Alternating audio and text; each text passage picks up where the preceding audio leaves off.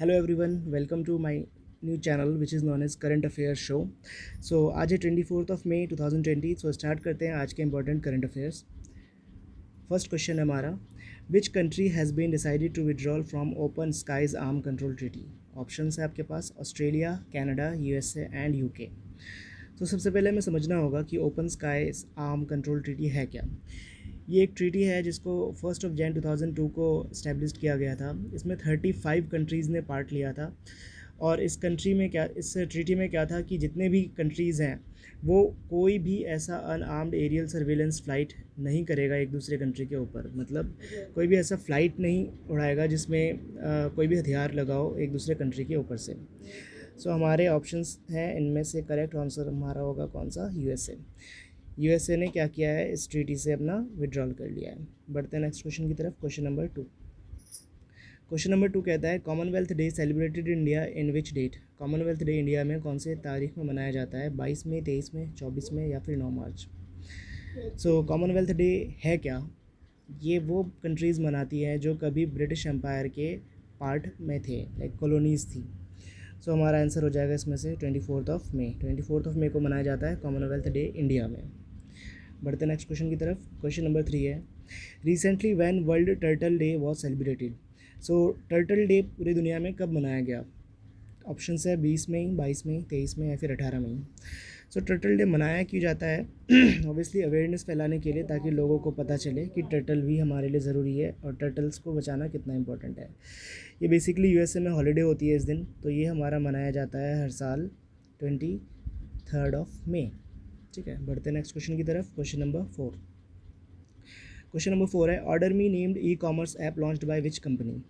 सो एक ऐप है जिसका नाम है ऑर्डर मी। ऑप्शन है आपके पास अमेज़न, मिंत्रा, पतंजलि या फिर अलीबाबा। ऑर्डर मी ऐप को अभी लॉन्च किया है पतंजलि ने। ठीक है, पतंजलि के बारे में हम थोड़ा जान लेते हैं। पतंजलि की अगर बात करते हैं तो लगभग 4,500 के आसपास इनका एसेट्स है और ये 2006 में स्टैब्लिश हुई थी कंपनी। आचार्य बालकृष्ण और रामदेव बाबा जो है इनके मेन फाउंडर है। हेडक्वार्टर इसका है हरिद्वार, उत्तराखंड में। ठीक है, बढ़ते हैं नेक्स्ट क्वेश्चन की तरफ। Question number 5, tour of duty named new proposal came to join army for Indian common civilians for how many years. तो क्या होता है, बहुत सारे लोगों का सपना होता है कि वो कभी ना कभी आर्मी ज्वाइन कर सके, लेकिन वो नहीं कर पाते हैं बहुत सारे रीजंस की वजह से। सो अभी आर्मी ने क्या किया है, उनको एक मौका दिया है, सुनहरा अवसर बोल सकते हैं हम, कि टूर ऑफ ड्यूटी मतलब आप आर्मी में रह सकते हो। तो आपके सामने ऑप्शंस है 2 साल, 3 साल, 5 साल या फिर 10 साल। तो आपका करेक्ट आंसर हो जाएगा 3 ईयर्स। 3 साल के लिए आप इंडियन आर्मी ज्वाइन कर सकते हो, कोई भी अगर आप सिविलियन हो इंडिया के तो। सो हम बात करते हैं इंडियन आर्मी के बारे में। इंडियन आर्मी जो है 1 अप्रैल 1895 को एस्टेब्लिश हुआ था, लगभग 125 साल पहले, 125 साल पहले। हेडक्वार्टर दिल्ली में है इसका। मोटो याद रखो, मोटो के बारे में बहुत पूछा था एग्जाम में। मोटो है इसका service before self. Army day मनाया जाता है 15 जनवरी को। और आपको ये भी याद रखना है कि कमांडर इन चीफ प्रेसिडेंट हमारे होते हैं जो कि रामनाथ कोविंद है, और चीफ आर्मी स्टाफ कौन है हमारे, जनरल मनोज मुकुंद नरवणे। ठीक है, तो इतना आपको याद रखना है। बढ़ते हैं नेक्स्ट क्वेश्चन की तरफ। क्वेश्चन नंबर 6 है, new director of FICCI ladies organisation is. अभी डायरेक्टर बनाया गया है फिक्की लेडीज़ ऑर्गेनाइजेशन। इस ऑर्गेनाइजेशन के डायरेक्टर कौन है, तो आपके सामने ऑप्शन है जहानवी फुकान, संगीता, रोहिणी, महिमा दास। सो करेक्ट आंसर हमारा हो जाएगा जहानवी। ठीक है, तो आपको फ़िक्की के बारे में थोड़ा नॉलेज है होना चाहिए। फर्स्ट है फ़िक्की। फ़िक्की की फुल फॉर्म क्या होती है, federation of Indian chamber of commerce and industry. ठीक है, फ़िक्की इस्टेब्लिश्ड हुआ था 1927 को। एक ये फ़िक्की जो है नॉन गवर्नमेंट ट्रेड एसोसिएशंस है, ट्रेड से रिलेटेड जितने भी काम होते हैं ये हमारे फ़िक्की देखता है। हेडक्वार्टर इसका न्यू दिल्ली में है और जो इसको फाउंड किया था फाउंडर वो है घनश्याम दास बिरला। ठीक है, बढ़ते हैं नेक्स्ट क्वेश्चन की तरफ। Question number 6, recently Shyamalal Bhave passed away, she was famous. So आपको बताना है कि श्यामालाल भावे जो है वो अभी उनकी डेथ हो गई है, तो वो कौन है, सिंगर, डांसर, पेंटर या फिर राइटर। तो करेक्ट आंसर हमारा हो जाएगा शी वॉज फेमस सिंगर। बढ़ते नेक्स्ट क्वेश्चन की तरफ। नेक्स्ट क्वेश्चन है, for all the green energy and renewable energy equipments import excise duty increased by. So क्या है कि अभी तक जो भी हम बाहर से चीज़ें मंगाते थे ठीक है, उन पे हम क्या करते थे, ऑब्वियसली सब पे टैक्स तो लगता है, लेकिन अभी बढ़ गया है, स्पेशली उन चीज़ों पे जैसे ग्रीन एनर्जी और रिन्यूएबल एनर्जी के लिए जो भी प्रोडक्ट्स होते हैं उन पे हम ड्यूटी बढ़ा रहे हैं। तो हमारा ऑप्शन है 10%, 20 या फिर 80 या फिर 70%। सो आपका करेक्ट आंसर हो जाएगा 20%। ठीक है, बढ़ते हैं नेक्स्ट क्वेश्चन की तरफ। Question number 9, which state launched बुखार क्लिनिक। ठीक है, बुखार क्लिनिक कौन से स्टेट ने स्टार्ट किया है? आंध्र प्रदेश, मध्य प्रदेश, हिमाचल प्रदेश या फिर अरुणाचल प्रदेश? सो आपका करेक्ट आंसर हो जाएगा मध्य प्रदेश। सो मध्य प्रदेश के बारे में आपको पता होना चाहिए, मध्य प्रदेश की कैपिटल भोपाल है। मध्य प्रदेश एस्टेब्लिश्ड हुआ था 1 नवंबर 1956 को। लार्जेस्ट सिटी मध्य प्रदेश का इंदौर है।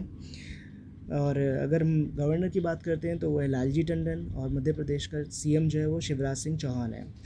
मध्य प्रदेश के बारे में इंपॉर्टेंट ये है, आपको याद रखना एग्ज़ाम के पर्पज़ से, कि यहाँ के इंपॉर्टेंट नेशनल पार्क्स, आपको 5-6 नेशनल पार्क्स हमेशा दिमाग में रखना है। First is Bandhavgarh national park, Panna national park, Satpura national park, Sanjay national park and Pench national park. ठीक है, पेंच नेशनल पार्क मध्य प्रदेश और महाराष्ट्र दोनों में ही प्रेजेंट है। ठीक है, बढ़ते हैं क्वेश्चन नंबर 10 की तरफ। क्वेश्चन नंबर 10 है, which railway zone develop R bot robot device. ठीक है, सो आपके सामने ऑप्शंस है south central railways, central railways, western railways and southern coast railways. So क्या है, पहले हमें ये समझना है R bot robot. So R bot एक रोबोट है जो कि पता लगाएगा कि कोविड पेशेंट्स कौन, मतलब कोरोना पॉजिटिव है या फिर नहीं है, उनको देखने के लिए। सो हमारा इसमें ऑप्शन जो है वो हो जाएगा साउथ सेंट्रल रेलवेज़। ठीक है, साउथ सेंट्रल रेलवेज़ ये पता लगाएगा कोविड-19 से रिलेटेड प्रॉब्लम्स के लिए। बढ़ते हैं नेक्स्ट क्वेश्चन की तरफ। Question number 11, recently RBI issues loan 15,000 crore to which bank. अभी आरबीआई ने एक बैंक को 15,000 करोड़ का लोन दिया है। आपके सामने ऑप्शंस है Punjab National Bank, State Bank of India, Exim Bank, Jammu and Kashmir Bank. So इसका करेक्ट आंसर हो जाएगा एक्सिम बैंक। एक्सिम बैंक को अभी आरबीआई ने 15,000 करोड़ का लोन दिया है। एक्सिम बैंक जो है, आपको फुल फॉर्म याद रखनी है। एक्सिम का मतलब क्या होता है, ई एक्स से आपको याद रखना है क्या, एक्सपोर्ट। ठीक है, आई एम का मतलब होता है इम्पोर्ट, तो बन गया ये एक्सपोर्ट इम्पोर्ट बैंक। बढ़ते हैं क्वेश्चन नंबर 12 की तरफ। क्वेश्चन नंबर 12 है, world's second largest PPE kit making country. तो दुनिया में पीपीई किट जो कि अभी बहुत ज़्यादा इम्पोर्टेंट है, जिसकी और बहुत ज़्यादा यूज़ कर रहे हैं लोग, स्पेशली डॉक्टर्स वगैरह के लिए बहुत इंपॉर्टेंट है ये। सो पीपीई के बारे में आपको बताना है कि सेकंड नंबर पे कौन है। ऑप्शन है चाइना, यूएसए, रशिया या फिर इंडिया।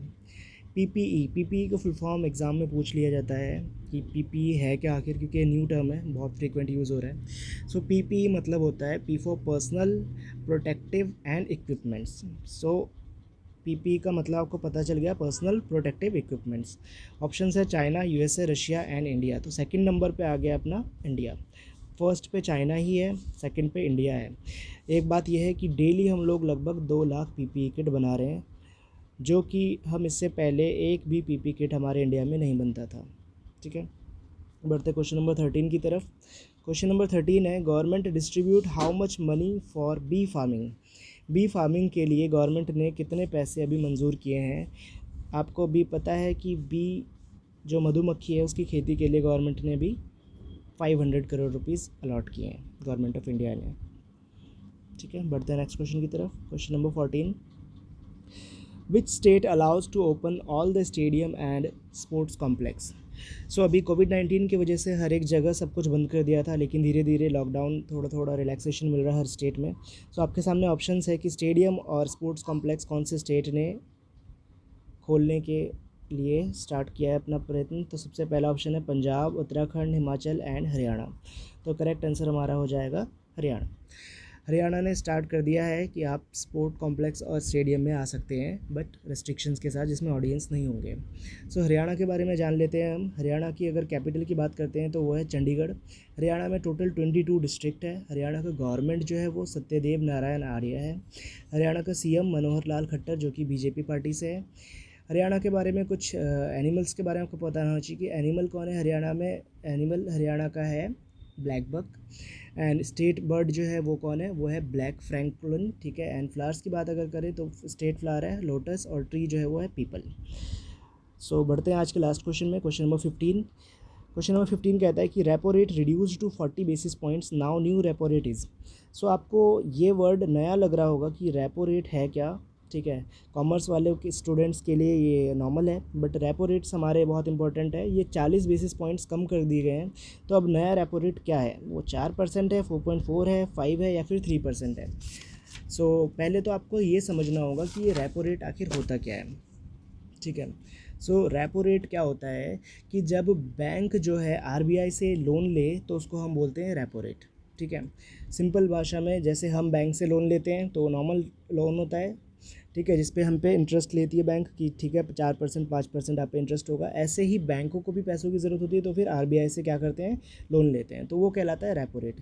एक होता है हमारा रिवर्स रेपो रेट, ठीक है, reverse repo rate. Reverse repo rate में क्या होता है, जैसे पूरे दिन में जितने भी पैसे बैंक के पास बच गए, वो पैसे वो क्या करते हैं, दोबारा से आरबीआई में वो जमा कर देते हैं। तो जब वो आरबीआई में वो पैसे दोबारा जमा करते हैं तो फिर आरबीआई उनको उनके बदले में इंटरेस्ट देता है, तो ये कहलाता है रिवर्स रेपो रेट।